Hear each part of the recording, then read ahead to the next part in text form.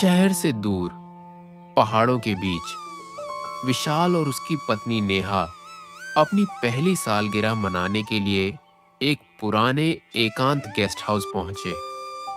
Guest house का मालिक एक बूढ़ा और शांत व्यक्ति केदारनाथ उन्हें ऊपरी मंजिल पर एक कमरा देकर चला गया।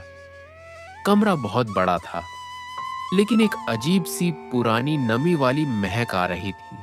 मुझे यहाँ बहुत ठंड लग रही है, जबकि खिड़कियाँ बंद हैं। और देखो, उस कोने में रखे पुराने आईने में धूल नहीं जम रही, जैसे उसे रोज साफ किया जाता हो। अरे, तुम ज्यादा सोच रही हो। ये पुरानी बिल्डिंग है। चलो, पहले सामान रखो। मैं केदारनाथ जी से कहता हूँ कि एक हीटर दे दें। विशाल नीचे केदारनाथ जी को खोजने गया। गेस्ट हाउस की निचली मंजिल पूरी तरह सुनसान थी। केदारनाथ जी, क्या आप हैं? हाँ बाबूजी, कहिए। वह हमारी पत्नी को थोड़ी ज्यादा ठंड लग रही है। क्या आपके पास कोई हीटर होगा? हीटर तो है, लेकिन ऊपरी मंजिल के लिए नहीं है बाबूजी। क्यों? क्या कोई खास वजह है? बाबूजी, उस कमरे में एक और अतिथि है। वह ठंडक पसंद करता है। अगर आप हीटर चलाएंगे तो उसे अच्छा नहीं लगेगा। विशाल को लगा कि केदारनाथ मजाक कर रहे हैं। आप मजाक कर रहे हैं केदारनाथ जी। कौन है वह दूसरा अतिथि? क्या वह अभी सो रहा है? वह सो नहीं रहा बाबूजी। वह हमेशा जागता रहता है। वह यहाँ बहुत सालों से रह रहा है। वह किसी को परेशान नहीं करता जब तक कि आप उसके नियमों को नहीं तोड़ते। विशाल को अब थोड़ी बेचैनी महसूस होने लगी। क्या नियम है? पहला नियम, रात के ठीक 1 बजे से 3 बजे के बीच आईने में मत देखना। दूसरा, रात भर कमरे की बाती जलती रहनी चाहिए। तीसरा और सबसे जरूरी, वह जो भी कहे मान लेना। विशाल ने अनमने ढंग से सहमति दी और ऊपर लौट आया।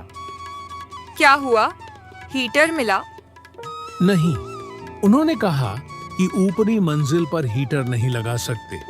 कुछ पुराने नियम हैं। तुम बस थोड़ा कंफर्टेबल रहो।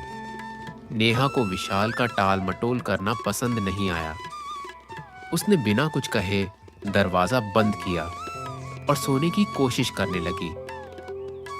रात के ठीक 1:15 पर नेहा अचानक उठ गई। विशाल, क्या तुमने कुछ सुना?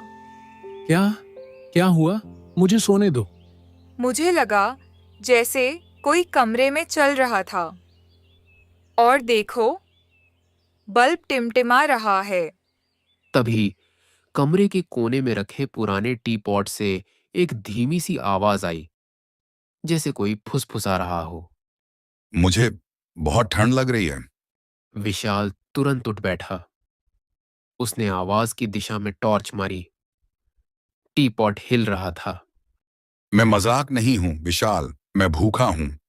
विशाल, भागो, हमें यहाँ से निकलना होगा।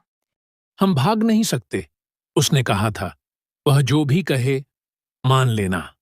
मेरे लिए उस मेज पर रखे प्याले में गर्म पानी लाओ। विशाल ने देखा कि मेज पर एक खाली मिट्टी का प्याला रखा था। उसका दिमाग काम नहीं कर रहा था। गरम पानी कहां से लाऊं? रसोई नीचे है। मुझे अभी गर्म पानी चाहिए। विशाल ने अपनी हिम्मत जुटाई। उसने एक थरथराते हुए हाथ से मेज पर रखा पानी का जग उठाया, जो ठंडा था। मेरे पास गरम पानी नहीं है, लेकिन यह ठंडा पानी है। प्लीज इसे ले लो। जैसे ही उसने जग प्याले की तरफ झुकाया, कमरा तेजी से हिलने लगा। हवा का तापमान अचानक 0 से नीचे चला गया। नेहा जोर से चीखी। सामने रखे पुराने आईने में विशाल ने 1 सेकंड के लिए अपनी और नेहा के बीच एक गहरे काले साए को खड़े देखा। तुमने नियम तोड़ा। तुमने मेरी बात नहीं मानी। विशाल ने तुरंत ही केदारनाथ का दूसरा नियम याद किया। रात भर कमरे की बाती जलती रहनी चाहिए। उसने देखा कि डर के मारे नेहा ने स्विच ऑफ कर दिया था और अब सिर्फ टॉर्च जल रही थी। सुनो, मैं तुम्हारी बात मानूंगा। मैं वादा करता हूं। प्लीज माफ कर दो। अचानक रुक गया। कमरे में भयानक ठंडक और खामोशी छा गई। अच्छा, तो तुम वादा करते हो? विशाला, हाँ, वादा करता हूं।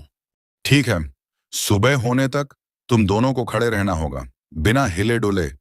अगर हिले तो मैं तुम्हें कभी जाने नहीं दूंगा। विशाल ने बिना एक भी पल गंवाए नेहा को खींचा और दोनों एक साथ खड़े गए। रात के 3 बजे तक कमरे में केवल उनकी डरती हुई सांसों की आवाज आ रही थी।